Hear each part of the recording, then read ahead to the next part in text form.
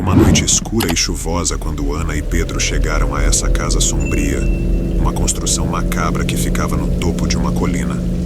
A chuva batia contra o telhado de telhas quebradas, fazendo um som inquietante.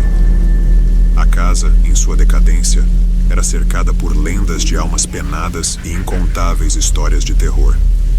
Ana, uma jovem estudante de jornalismo, havia decidido fazer uma reportagem sobre casas mal-assombradas, e Pedro, seu namorado, a acompanhava naquela empreitada sinistra.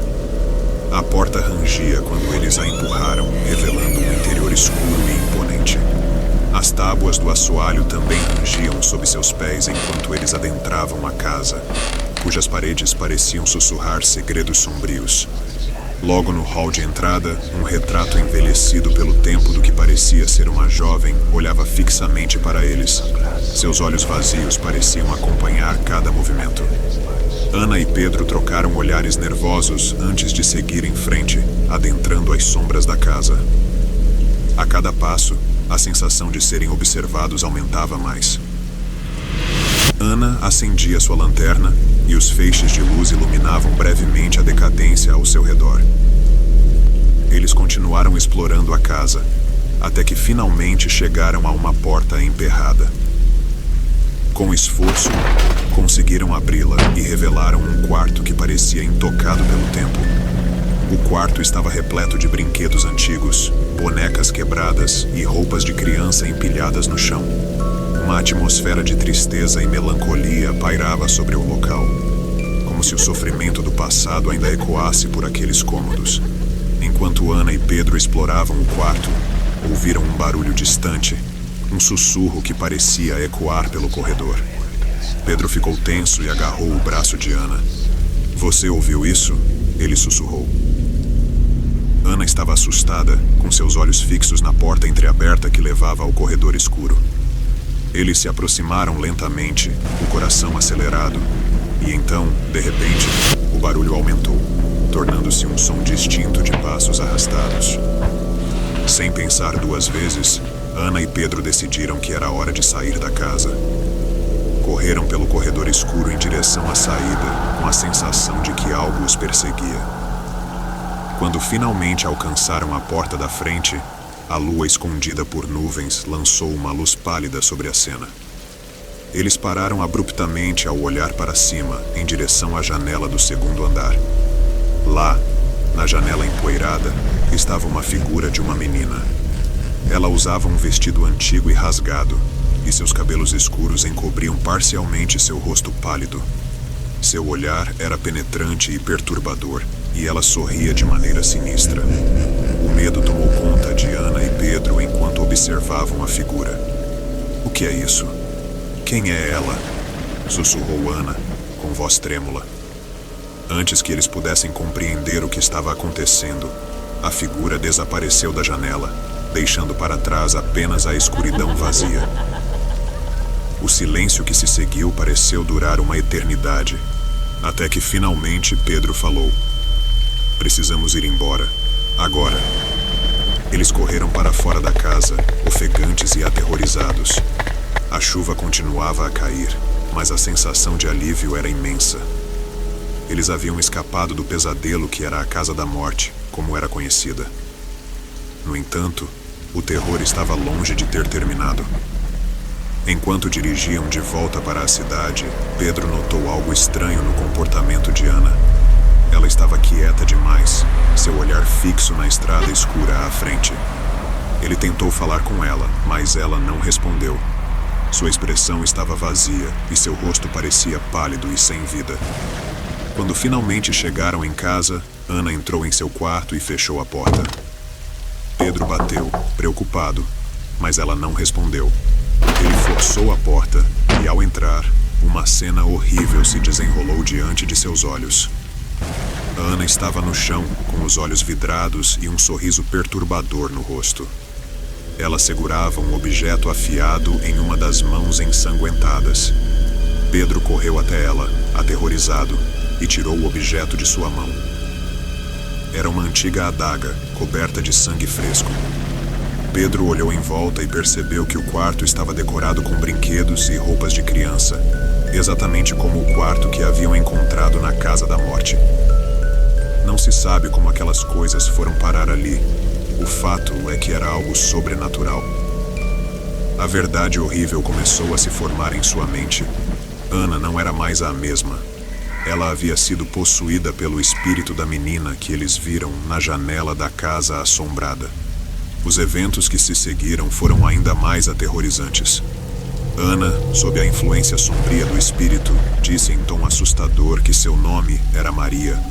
Logo após, começou a agir de maneira violenta e sinistra. Ela procurava vingança, não contra eles, mas contra o verdadeiro culpado de sua morte, o Sr. Silva, o proprietário da Casa da Morte.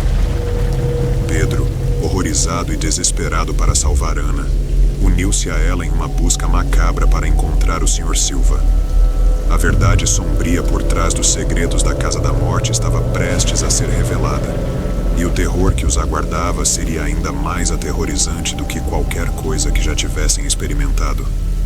A Casa da Morte, uma prisão de almas atormentadas e vingativas, havia transformado suas vidas em um pesadelo sem fim, onde a linha entre o mundo dos vivos e dos mortos havia sido apagada. E agora, eles estavam destinados a enfrentar o terror final em uma busca por justiça, vingança e redenção. Pedro estava aterrorizado com a mudança repentina de Ana. O espírito de Maria, que agora a controlava, tinha um objetivo claro: encontrar o Sr. Silva e puni-lo pelo terrível crime que havia cometido anos atrás. Juntos, Ana e Pedro começaram a investigar a história por trás da Casa da Morte. Descobriram que Maria, a jovem cujo espírito assombrava a casa, havia sido brutalmente assassinada por seu próprio pai, o Sr. Silva, que incendiou a casa com sua esposa e filha dentro. A busca por ele os levou de volta à Casa da Morte, onde os segredos mais sombrios estavam enterrados. Lá, eles encontraram pistas perturbadoras que os guiaram até a verdadeira razão por trás do terrível crime. O Sr. Silva, um homem atormentado pela ganância e crueldade, havia cometido o assassinato como parte de um plano sórdido para obter riqueza. Ele acreditava que sacrificando sua própria família e oferecendo suas almas, ele seria recompensado com riquezas incalculáveis. Enquanto Ana, possuída pelo espírito de Maria, e Pedro desvendavam a trama sinistra, o Sr. Silva estava ciente de que algo terrível estava se aproximando. Ele havia vivido com o peso da culpa por anos, acreditando que havia escapado impune de seu crime abominável. No entanto, a justiça estava prestes a ser feita de uma maneira sombria e implacável. A noite caiu sobre a Casa da Morte, e Ana e Pedro seguiram as pistas até o sótão escuro e empoeirado, onde encontraram um altar sinistro. Lá, eles descobriram um livro antigo contendo encantamentos e rituais sombrios, usados pelo Sr. Silva para invocar poderes das trevas. Enquanto lia os encantamentos em voz alta, Ana começou a se contorcer e a murmurar palavras em uma língua estranha. Seus olhos brilhavam com uma luz sobrenatural e uma força aterradora emanava dela. No momento em que Pedro percebeu que Ana estava se preparando para confrontar o Sr. Silva, o chão tremeu e uma escuridão profunda se espalhou pelo sótão. O Sr. Silva emergiu das sombras, agora envelhecido e deformado. Ele confrontou Ana com uma risada maligna, acreditando que poderia superar o espírito vingativo de Maria. Mas ela, através do corpo de Ana, estava determinada a levar o Sr. Silva à justiça. Começou então um choque de forças sobrenaturais, do qual emanava uma pressão terrível, fazendo Pedro cair no chão sem conseguir respirar. Aos poucos, Maria conseguiu subjugar o Sr. Silva. Uma grande reviravolta se deu quando a mãe de Maria, cuja alma também havia sido aprisionada na Casa da Morte, interveio no confronto. Ela apareceu cercada de uma luz e envolveu o Sr. Silva. Com lágrimas nos olhos, a mãe de Maria sussurrou palavras de perdão e redenção, implorando que o marido abandonasse seu caminho sombrio. O Sr. Silva, diante da intervenção de sua esposa e do horror de seus atos, cedeu e implorou por perdão. Ele estava disposto a qualquer coisa para aliviar a dor que carregava em sua consciência. Então, Maria, com a ajuda de sua mãe e com a compaixão que havia crescido em seu coração, decidiu perdoar seu pai. Ela percebeu que o ódio e a vingança não trariam a paz que tanto ansiava. Com lágrimas nos olhos, ela abraçou o pai e uma luz brilhante envolveu os três. O espírito de Maria finalmente encontrou a paz, sabendo que o perdão havia triunfado sobre o ódio. A mãe de Maria, com um olhar de tristeza e desgosto, olhou para o Sr. Silva e pronunciou uma sentença sombria. Ela o condenou a assombrar a Casa da Morte pela eternidade, como punição por seus crimes bárbaros. Como consequência desse último ato, a mãe permanecera presa àquela casa até o fim dos tempos também.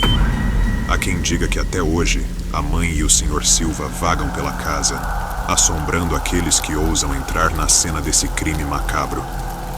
Ana e Pedro saíram daquele lugar sombrio com um entendimento mais profundo sobre o poder do perdão e da redenção, tendo testemunhado uma história de tragédia transformada em um final de paz para Maria e uma justiça sombria para o Sr. Silva e para a mãe, que não conseguiu perdoá-lo pelo que ele fez. A Casa da Morte permaneceria como um lembrete sombrio de suas experiências, um lugar onde as almas perdidas encontraram seu destino final.